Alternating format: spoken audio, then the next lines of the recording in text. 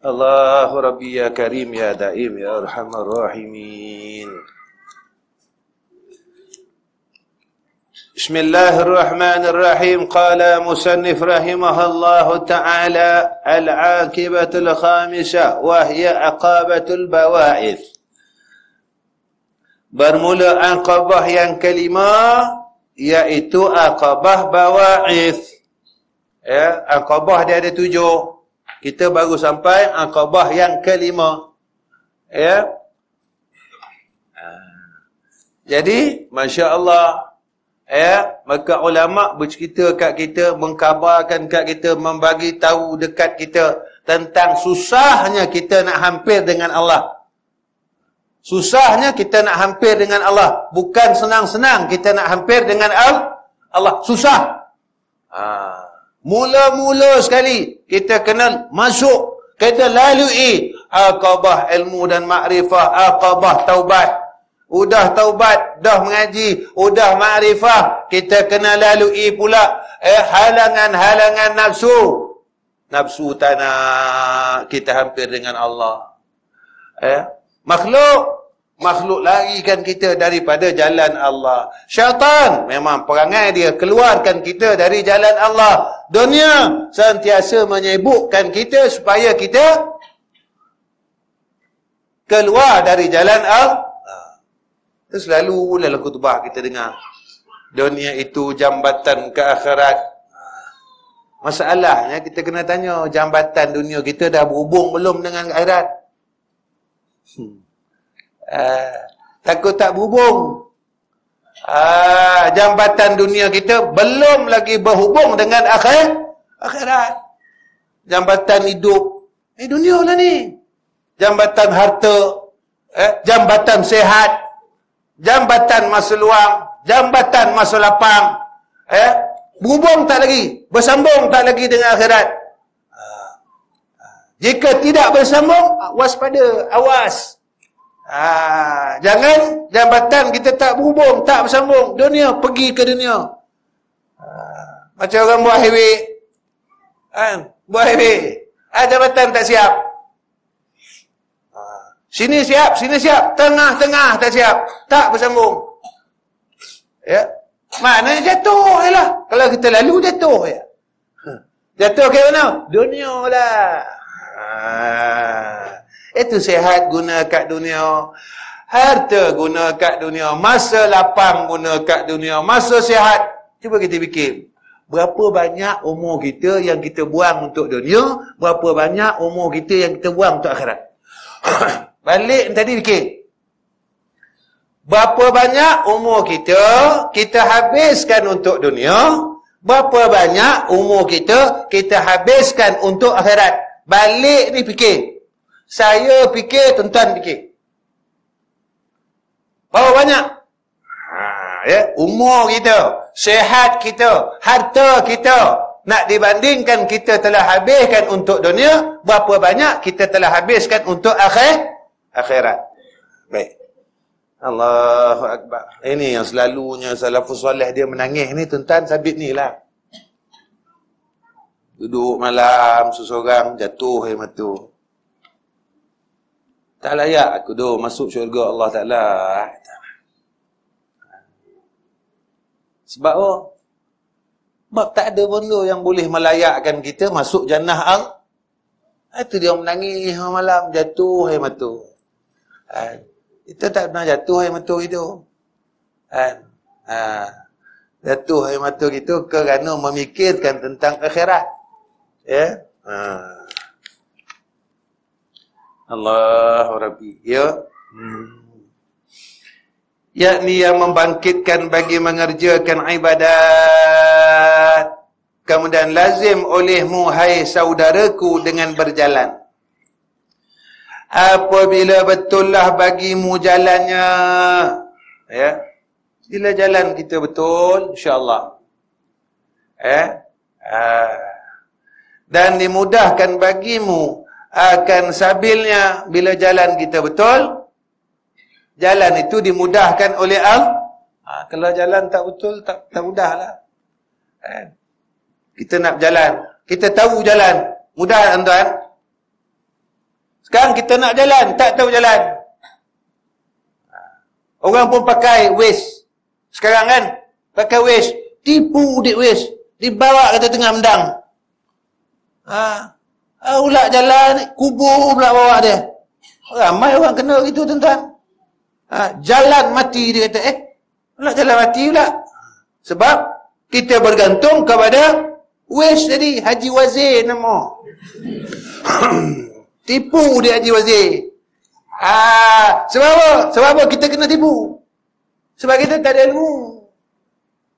Kita bergantung dengan Waze tadi. Mana bawa kita? Kiri dia kata. Kita masuk kiri. Pusing balik kata dia. Kita berikut. Dia pusing. Alah sekali kubur di bawah kita. Sampai destinasi anda kita. Sampai destinasi. Kita cari rumah orang, kubur bawah. Aduh ya Allah. Nama pun dunia kan ya, macam mana. Tapi kita bergantung harap di situ. Sebab apa? Sebab apa kita bergantung? Tak ada ilmu. Tak ada ilmu ya. Itu dia. Bila ada ilmu, senang jalan. Dan terangkat segala awaik. Bila betul jalan kita, terangkat awaik yang menegahkan. Dan hilang daripada awarid. Hak ni hak dulu kita dah lepas dah cerita ni. Yang melentang di tengah jalan. Dalam kita dah buat ibadat, awarid ni halang kita. Tak sampai kita ke ujung. Jadi halang kita, Allahu Akbar. Itu yang selalu disebut oleh ulama. Yang menghalang kita ni asalnya itu empat. Dunia, rezeki. Benda ni halang kita dari ingat Lepas tu sampai ulama dia sebab apa? Jika mana seseorang yang mengajar dunia, tinggal akhirat dia. Tapi jika mana seseorang yang mengajar akhirat, tinggal tak dunia? Tak tinggal dia. Ni saya dunia mengajar akan dia. Masalah kita tak yakin. Kan? Ya. Baru ni tuan-tuan, saya bersembang dengan Masya Allah satu budak muda lah tuan-tuan. Budak muda ni dulu tuan-tuan, Masya Allah. Dengan rantai dia, pakai seluar pendek dia tuan-tuan. Pakai seluar pendek. Masya Allah. Sebab saya terlibat dengan satu persatuan sosial lah. Persatuan apa ni lah. Persatuan, bukan kemas, bukan. Bukan kemas, bukan. dalam satu persatuan sukan. Jadi budak-budak muda ni tuan-tuan dia jumpa saya, Ustaz. Saya tengok Ustaz dalam YouTube. Garang kata. Tak berani lah rasa nak dekat Ustaz. Tapi bila dah duduk dengan Ustaz, apa lain Ustaz ni kata. Dia pakai seluar pendek tuan-tuan, pakai rantai setahun. Saya tak nak tegur. Saya minat ke badminton tuan-tuan. Dulu saya main takraw. Tapi sebabkan lutut tak boleh tuan-tuan. Maniam, biasalah. India, maniam. Tukar bidang. Jadi bila dia pakai rantai ni tuan-tuan, dia menyomis bola shuttle ni tuan-tuan, tak lepas. Habis training tuan-tuan, saya kata kat dia, pasal apa tak lepas? Dia tanya, Ustaz, pasal apa saya semis tak lepas? Senang je jawab saya. Bola tu tak turun lagi, kau dah turun. Jadi bila kita pukul bola tu, dia bawah kenat. Apa masalah, Ustaz? Borek kau tu tadi, kena turunkan. Macam mana nak turun borek badan? Rantai kat leher kau tu kurangkan. Dia pandang saya. Berat rantai tu menyebabkan kita tak boleh nak jam. 2 minggu selepas itu dia buka rantai. Ya tuan-tuan, dia semis lepas. Betul lah Ustaz, sabit rantai. Nampak tuan-tuan? 2 tahun tuan-tuan. Bukan seorang, ramai. Dadak muda ni pakai seluar pendek. Sesekali kita cakap. agak-agak rasa tahan kan masuk neraka kata-kata kan. Ada. Ini kaedahnya apabila berdakwah secara face to face. Macam ni tak boleh. Sebab tuan-tuan ada tuan-tuan yang suka pelan. Ada tuan-tuan tak suka pelan. Saya pelan tuan-tuan tidur. Tu bila nampak tuan-tuan, woi kata. Saya kuatkan suara. Jadi sebab ramai. Begitulah guru ni bila ramai, dia lain. Seorang-seorang, lain tarbiyah. Macam kita ajar silat. Ramai, lain. Seorang-seorang. Ni guru ni sayang, murid ni sayang dia guru ni. Apa buah yang tak diajarnya ke orang ramai tu diajar ke murid seorang ni. Sebab apa pula? Khususi. Macam itulah tuan-tuan. Tak ada ramai-ramai. Mana boleh? Sebab ada orang yang dia tahan macam ni. Tak tahan macam ni. Macam itulah. Ini kaedah dakwah tu. Alhamdulillah tuan-tuan. Marin saya jumpa dia. Dia sembang saya, betul lah ustaz. Marin masuk saya tak semayang. Saya tak suruh dia semayang tuan-tuan. Tapi dia ikut saya pergi mana-mana tournament tuan-tuan saya bawa. Saya kata saya nak semayang. Kau nak semayang tak? Dia diam. Saya nak semayang. Kau tak semayang tak apa. Tapi tempat kau lah nak aku. Dia ikut dia tuan-tuan. Hari tu dia ikut semayang. Masya Allah. Tuan-tuan. Ini cara kita face to face. Cara di dalam umumi. Cara lain. Pun tak sama cara dia. Macam orang meniaga lah. Kan? Masak ramai. Lain tu tak? Masak dengan anak dia. Lain tak? Adalah ramu lain tu yang tak dibubuh. Yang ni tak boleh. Kalau ramai, rugi dia tu. Mak ni bubuh ni sabit kau. Sikit masak sikit. Boleh lah dia kata.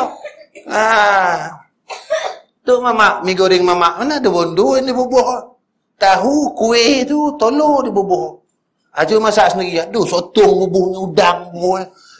Dia pun tak suka yang dia masak tu. Kita pula boleh suka. Allah, pelik lah kita kan. Dia pun tak makan ni macam tu. Baik. Itu dakwah. Metod dia begini mengikut keadaan. Ya. Kemudian Masya Allah. Dekat ke 9 dah ni. Kojab dia. Ni tak lama nak puasa ni. Nampak? Tak kojab umur ni. Kojab dia. Korang mengaji tidur. Kojab lagi. Kojab dia masuk. Sejam tidur. Jaga 5 minit. Memanglah kojab mengaji. Orang lain yang jago ni rasa sengsara nak rasa. Aduh kan. Memanglah kau rasa kojab. Kojab elak mengaji. Kata dia. Tidur. Tu yang jago, yang bawa kitab ni yang sengsara. Azab rasa. Ya. Ambil. Lain kali bawa kitab. Ni tak ada dalam ngaji tak buat kitab. Leno. Aduh. Dah lah. Tak buat kitab. Tidur. Balik pula kata ustaz pula tak betul. Dah masalah pula. Aduh. Payah jadi ustaz ni. Dan tiada hasil bagimu perjalanan yang mustaqim. Melainkan dengan mengetahui. Tak dapat kita perjalanan yang lurus. Melainkan kita tahu tentang perjalanan itu. Tahu tentang perjalanan. Baru kita dapat perjalanan yang lurus. Dan mengingat dalam hatimu khauf. Sentiasa ada rasa takut. Ilmu tak cukup. Tahu saja tak cukup. Tidak berserta dengan khauf ini. Ana ada khaufun. Dia rasa takut. Ya. Macam manalah aku ni besok dekat akhirat dia kata. Di padang mahsyar ni aku layak tak agak-agak mendapat naungan arasy Allah. Yauma la zilla illa zillu.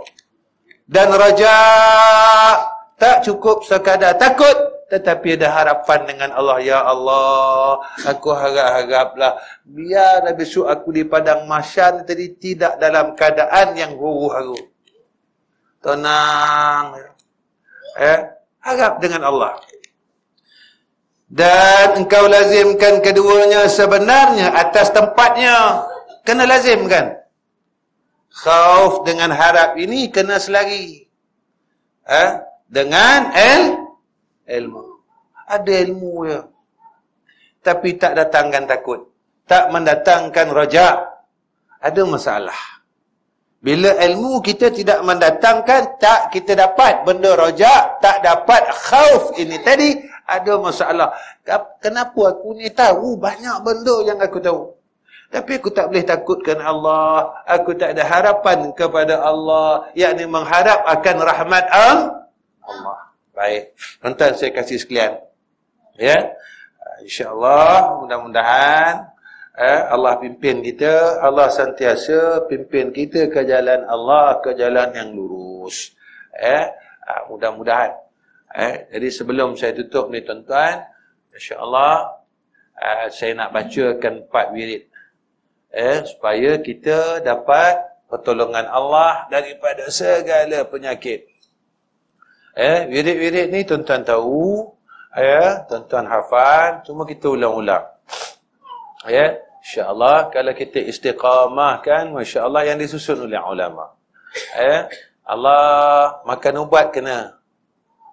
Tapi jangan lupa minta dengan Allah, sebab yang memberi penyakit Allah dan yang menyembuhkan penyakit juga Allah. Ini kita orang yang mengaji tauhid, orang yang mengaji tasawuf tak boleh tinggal benda-benda ni. Baik, saya baca sekali-sekali.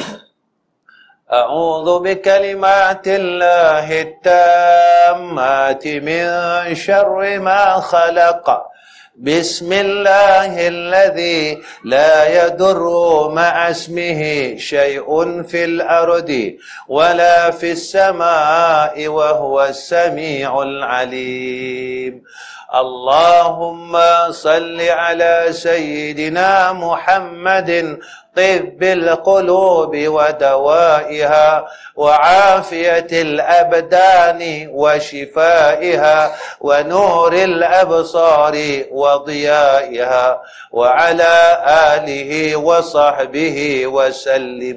Yang keempat, yang ini doa untuk segala penyakit.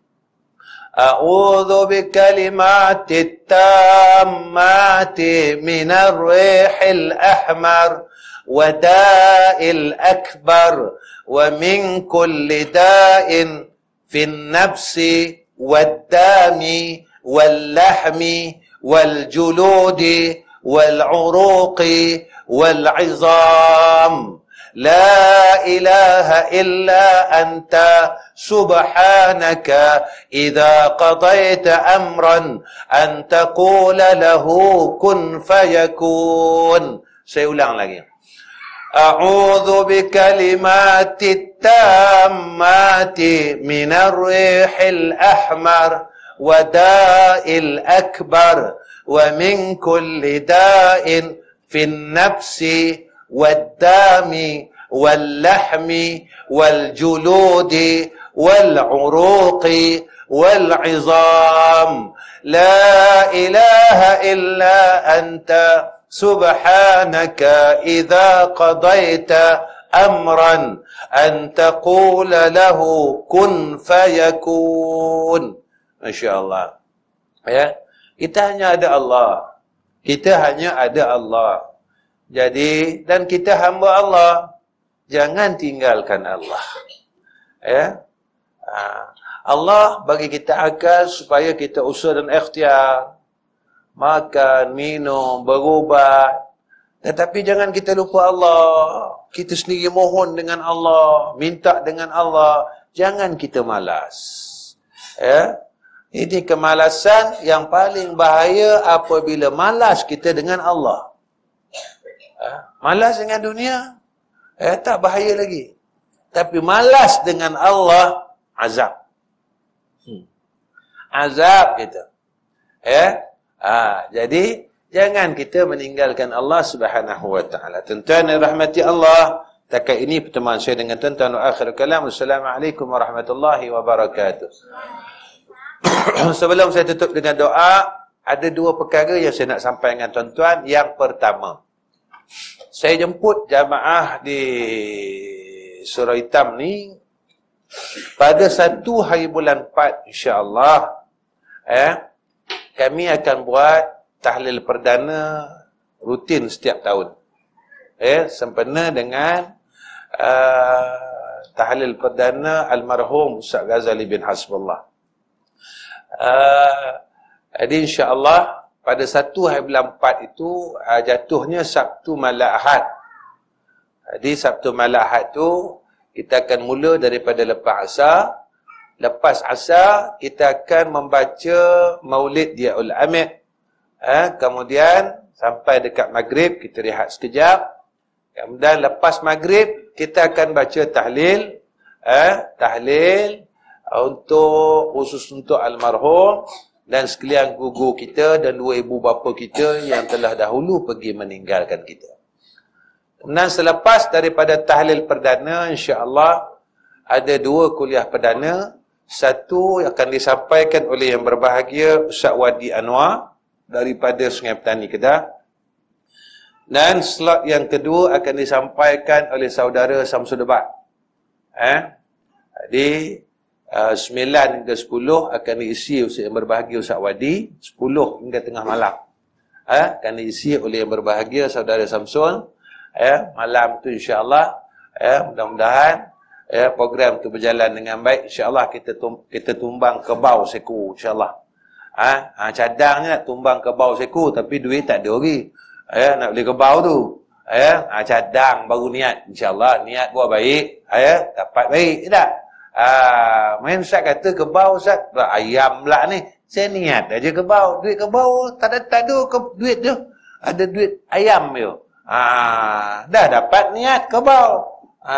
Walaupun keluar dia ayam. Manalah tahu tiba-tiba Ustaz main ada niat kebau, duit tak ada, niat ada. Saya ada pula duit. Saya tak ada niat Ustaz. Tekan. Ya mudah-mudahan bolehlah kita buat kebau. Kata nak masuk syurga. Kan? Baik, yang kedua.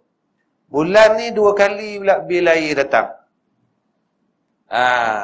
Mak mau tu betul lah kerajaan kita dah tak ada duit lah gak. Awal bulan datang bil air 3,000 lebih. Baru ni minggu lepas datang bil api 6,100. Bayar dah. Air dah siap bayar, api dah siap bayar. Siap bayar makin. Datang bil air belana 4,958 sen. Jadi malam ni tuan-tuan fikirlah, tuan-tuan nak ambil 10 sen tu ke, tuan-tuan nak ambil RM58 ke, nak ambil 900, nak ambil 4,000. Tuan-tuan pilih-pilih lah. Ya. Kira-kira bulan ni kami kena dekat 15,000 lah tuan-tuan bil air bil api. Kira lah 3 bil datang. Ni bil api tak datang lagi ni. Makin datang. Bil air datang awal bulan, tengah bulan. Bil api baru datang, baru selesai bayar. Datang pula bil air lah. Allahu Akbar. Kira bulan ni kat 15,000 lah. Allahu Rabbi. Jadi malam ni kita cubalah cari. Boleh tak ni? 4,958 10 sen. Tuan-tuan pilih ya. Tuan-tuan nak 10 sen ke? 58 ke? 900 ke? 4,000. Ustaz, saya rasa saya nak duduk syurga yang 10 sen, udahlah, kata dia. Terpulanglah kat kau. Kalau dapat kita selesai malam ni, insya-Allah besok kita bayar. Duit yang lain ni memang tak ada. Tegang-tegang saya beritahu. Kalau selesai malam ni, esok kita pergi Syabas. Kalau tak selesai, tak ada lah. Saya tak pergilah Syabas, takkan bawa bil duit tak ada. Selesai tak? InsyaAllah. InsyaAllah. InsyaAllah. Nak kahwin lagi kau? InsyaAllah. InsyaAllah. Kahwin lagi. Kuih insyaAllah. Boleh ke kumpul malam ni? 4,958 sen. InsyaAllah. InsyaAllah. Kata dia. Baiklah insyaAllah. Mudah-mudahan. Kita serahkan tuan-tuan dalam doa dia. Tolong doa bersama. Bismillahirrahmanirrahim. Alhamdulillah rabbil alamin wassalatu wassalamu ala asyrafil anbiya wal mursalin wa ala alihi washabbihi ajma'in. Allahumma ya hayyu ya qayyum ya dzal jalali wal ikram. Ya Allah, rezekikan atas kami husnul khatimah ya Allah. Ya Allah, terangkan kubur-kubur kami selepas kematian kami ya Allah. Luaskan kubur kami selepas kematian kami ya Allah. Terangkan kubur kami selepas kematian kami ya Allah. Mudahkan soal kubur kami selepas kematian kami ya Allah. Ya Allah, kurniakan atas kami syafaat Rasulullah sallallahu alaihi wasallam. Ya Allah, barakahkan umur kami ya Allah. Barakahkan isteri dan anak-anak kami ya Allah. Barakahkan ilmu yang telah Engkau anugerahkan atas kami ya Allah. Barakahkan amalan kami ya Allah. Barakahkan tiap-tiap nikmat yang telah Engkau kurniakan atas kami ya Zal Jalali wal Ikram. Ya Allah, kuatkan iman kami ya Allah. Jangan Kau cabut iman kami, iman anak-anak dan isteri kami ya Hayyu ya Qayyum. Ya Allah, jadikan lidah kami dapat mengucap kalimah syahadat ketika kami sakaratul maut. Jangan Engkau keluhkan lidah kami ya Allah untuk mengucap kalimah syahadah ketika kami sakaratul maut. Ya Allah, kami mohon ke hadrah-Mu ya Allah. Jadikanlah saat kematian kami kematian yang baik ya Allah, kerana saat itulah yang menentukan kami sama ada kami ini saqawah ataupun saadah di yaumul akhirah. Ya Allah, ya Rahman ya Rahim, angkatlah keluh kesah daripada hati kami ya Allah. Angkatkanlah keluh kesah daripada hati kami ya Allah. Gantikan keluh kesah yang ada dalam hati kami ini dengan sakinah.